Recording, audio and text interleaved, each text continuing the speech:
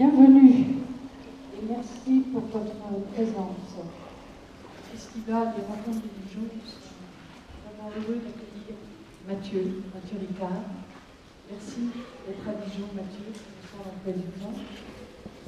Alors, je ne vais pas présenter Mathieu, parce que c'est pas la peine. L'essentiel, c'est sa parole. Merci et bonne soirée.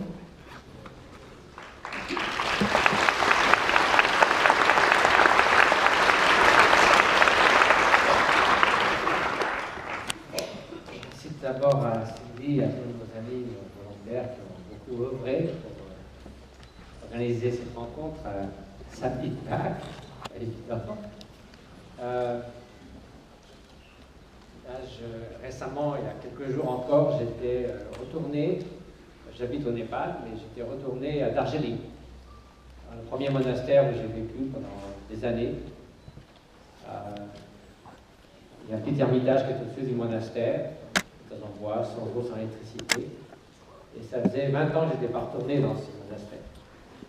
Et il y a des jeunes moines qui habitaient là, 3 petits jeunes moines dans ce petit ermitage, je ne sais pas combien ils pouvaient se loger en 3 mètres sur 3. Et ils ne me connaissaient pas, parce que ça fait 20 ans que je ne suis pas allé. J'aurais dit, vous savez, j'ai vécu 7 ans dans cet ermitage. Ils m'ont regardé en disant, vous, 7 ans, cet ermitage, ils n'arrivent pas à me croire. Et en même temps, j'ai passé du temps dans la chambre de mon premier maître, Kangyur Rinpoché. Et bien sûr, voilà, je me trouve devant vous, et je me dis, un grand nombre de personnes qui sont venues pour essayer d'écouter ce que je peux raconter. Ça fait tout bizarre à certains points de vue, parce que, comparé au grand maître auprès de qui j'ai vécu, ça semble presque dérisoire que je m'adresse à vous. C'est un peu comme d'allumer une allumette alors que le soleil brille. Mais bon, c'est comme ça, les temps qui courent. Enfin, toujours est-il que je vais essayer de partager de mon mieux à la fois des idées, qui bien sûr m'ont été inspirées par ces maîtres depuis 45 ans, et puis aussi ce que m'a inspiré les rencontres avec des penseurs, des scientifiques, des philosophes, sur une façon, comme souvent le souligne sa sainteté Dalai Lama, comment pouvons-nous mieux servir la société?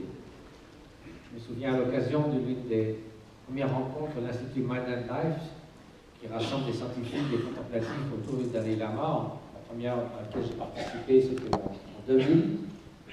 C'était sur les émotions destructrices. Il y a un livre d'ailleurs de Daniel Goleman et Dalai Lama sur ce sujet. Bon, nous avons eu une discussion pendant 5 jours, toute la journée, qui était passionnante. Et puis au milieu de la semaine, un matin, Yalama a dit, mais tout ça c'est très joli, ce dont nous discutons ici un peu en cercle fermé, mais qu'est-ce que nous pourrions faire pour contribuer quelque chose à la société? Et donc, à la pause de midi, nous avons là Richard Davidson, Paul Ekman, Francisco Varela, le comité scientifique. Donc, nous nous sommes dit, ben voilà, qu'est-ce qu'on pourrait faire? Et c'est là qu'est née l'idée de lancer un programme de recherche en psychologie, en neurosciences, sur les effets à long terme et à court terme de l'entraînement de l'esprit, d'abord en recherche fondamentale, et puis en recherche clinique appliquée. John Kabat-Zinn était là aussi. Et donc, c'est de là que sont nées une collaboration dont je vous présenterai certains des fruits aujourd'hui. Donc, avant passé 25 ans complètement hors du monde, quasiment, je le lisais pendant ces 20 ans, entre 1967 et 1972, dans lequel je me suis établi pour de bon, disons 98-99, que je commençais à revenir en Occident. J'ai quasiment pas lu un livre en français ou en anglais, j'ai essayé d'apprendre les textes tibétains, donc j'étais un peu coupé de tout ce qui se passait. Et de nouveau replonger. En replongeant, j'ai essayé bien sûr d'allier un peu ce que mes maîtres m'avaient appris avec ce que la pensée contemporaine en Occident peut apporter et d'essayer, d'une très humble façon, de voir comment je pourrais contribuer une goutte d'eau à ce projet du Dalai Lama, de contribuer quelque chose à la société. Donc c'est ce qui m'a amené à partager ces idées et particulièrement me passionner pour la question de l'altruisme. J'avais en effet, au fil des années, j'ai eu la grande fortune de servir d'interprète, Dalai Lama, j'ai vu à quel point, de plus en plus au fil des ans, notamment dans ses conférences publiques, non pas dans ses enseignements bouddhistes, qui s'adressent à une audience ce soir, encore et encore, il mettait l'accent sur la nécessité de l'altruisme, de la compassion, de la bienveillance. Il dit souvent la religion, c'est celle de la bonté. Et finalement, essayer de promouvoir de manière séculière pour qu'elle puisse toucher tout à chacun des valeurs humaines fondamentales. Donc il dit en tant qu'être humain, son souhait c'est de promouvoir ces valeurs humaines fondamentales. En tant que moine bouddhiste, puisque c'est son cas, de promouvoir l'harmonie entre les religions, et par intérêt personnel, il souhaite promouvoir le dialogue avec la science. Bon, de tout cela est née l'idée, aussi en rencontrant des économistes, des hommes politiques, de se dire finalement quels sont les grands défis de notre époque.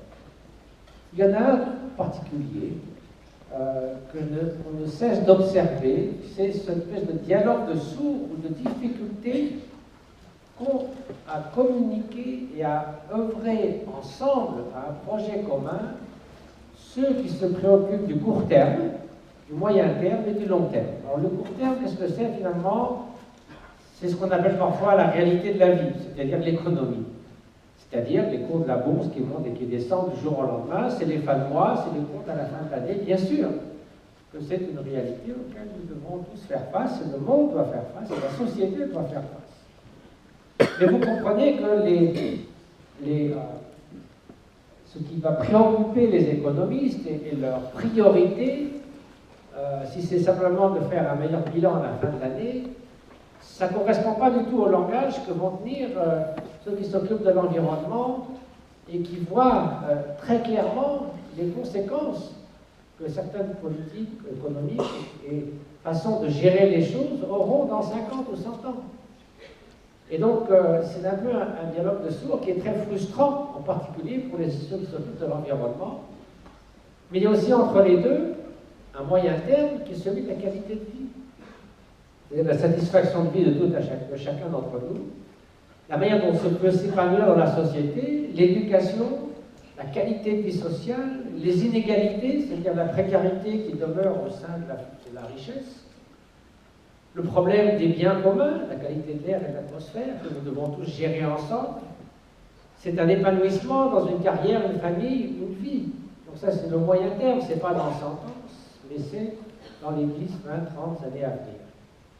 Et donc là, pour pouvoir construire quelque chose ensemble, il faut quand même une base de réflexion commune.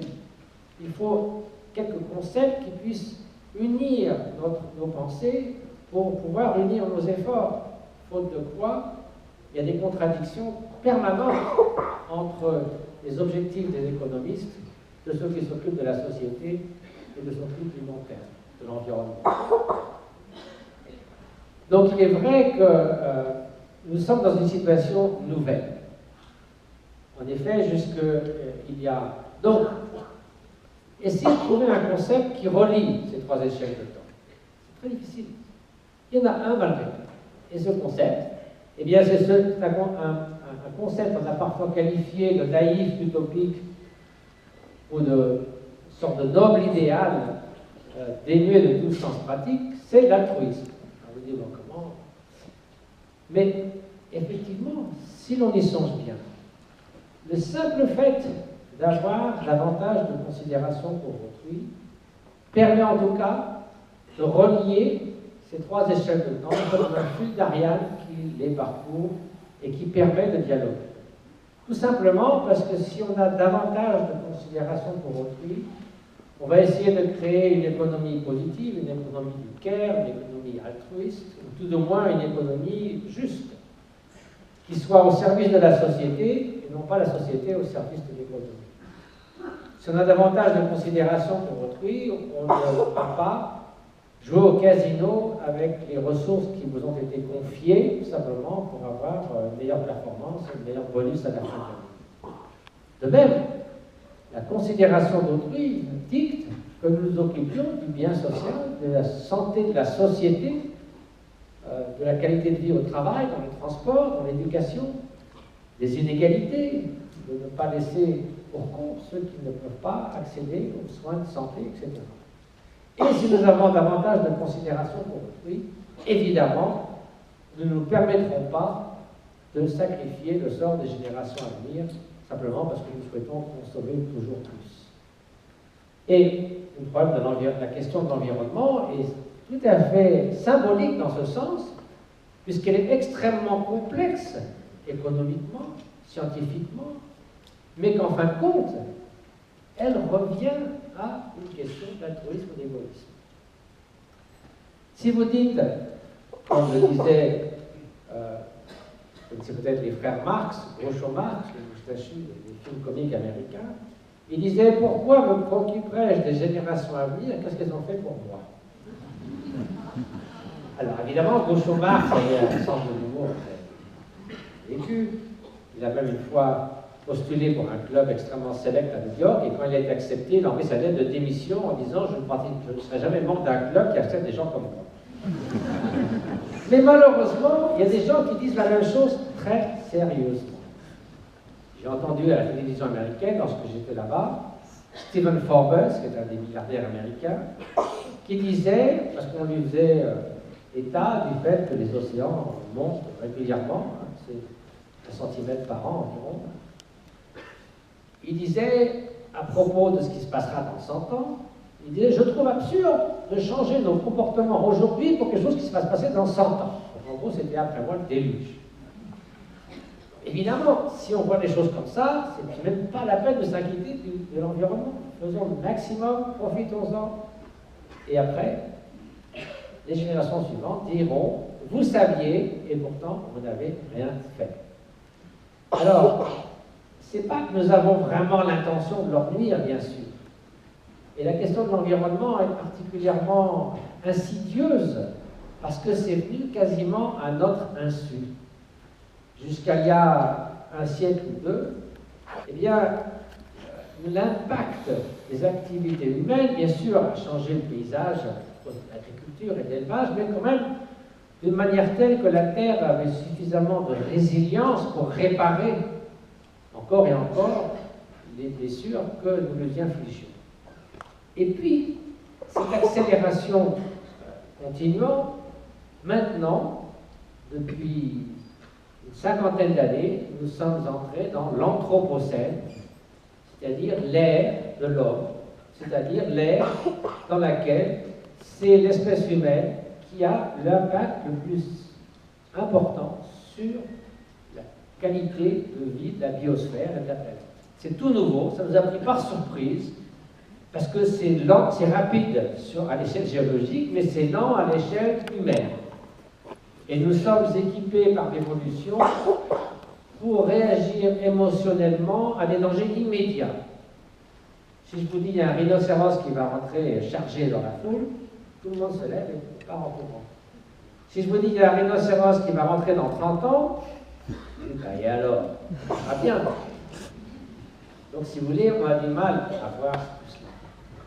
J'ai une amie qui est une grande spécialiste de l'environnement qui me disait quel dommage que le CO2 ne soit pas rose, parce que si le ciel devenait de plus en plus rose année après année, on s'inquiéterait un peu plus. Donc nous sommes aujourd'hui, c'est pas au Tibet ça, vous pouvez l'imaginer, un petit peu comme cet homme qui est au bord des chutes,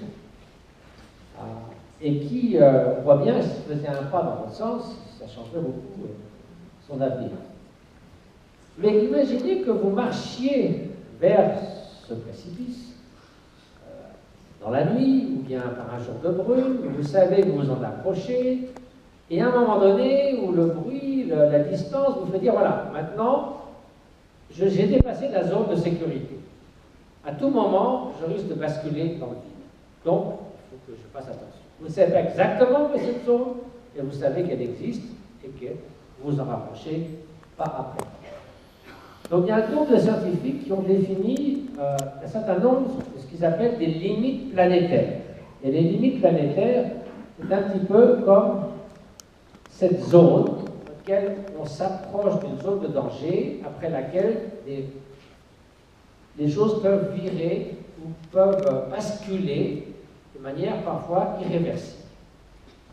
Donc voilà ces limites planétaires et telles qu'elles étaient en 1900. Donc au sein de ces limites, des limites de sécurité, l'humanité peut continuer à prospérer encore pendant 10-20 000 ans, comme elle l'a fait depuis 12 000 ans, dans ce qu'on appelait l'Holocène, une période extrêmement stable du point de vue climatique. Alors ces limites, elles ont à voir avec l'exploitation des sols, par exemple 30 à 40% de tous les sols disponibles sont utilisés par exemple pour l'élevage, des choses comme ça, et l'exploitation des sols va augmentant. L'appauvrissement de la biodiversité, qui, au rythme où elle va maintenant, 30% de toutes les espèces de la Terre, ce n'est pas seulement les tigres de Sibérie et les rhinocéros unicornes de Java, c'est 30% de toutes les espèces auront disparu en 2050. C'est irréversible, même si vous gardez leur ADN dans la frigidaire, ça ne servira pas à grand. Donc il y a, vous voyez, un certain nombre de facteurs. Et pour autant qu'on puisse les estimer, en 1900, on était encore tout à fait dans une zone de sécurité. En 1950, c'est ce qu'on appelle la grande accélération, ça marque en gros l'entrée dans l'Anthropocène. Vous voyez déjà que ça commence à chauffer. Pas seulement au terme figuré du terme, un changement climatique, le flux d'azote qui naît des fertilisants et autres industries dans les sols, dans les eaux, l'exploitation des sols, tout ça commence déjà à devenir un petit peu inquiétant. Alors imaginez quelques instants ce que va être l'image suivante qui représente la situation en 2010. Et bien voilà. Comme vous voyez, on a dépassé les zones de sécurité. En ce qui concerne l'appauvrissement de la biodiversité, on perd 1 millier d'espèces, 2000 par an. Le flux d'azote, c'est-à-dire ce qui provoque notamment par exemple les algues vertes qui sont des phytoplanctons, c'est dur. Voilà, ça c'est le chien d'alarme.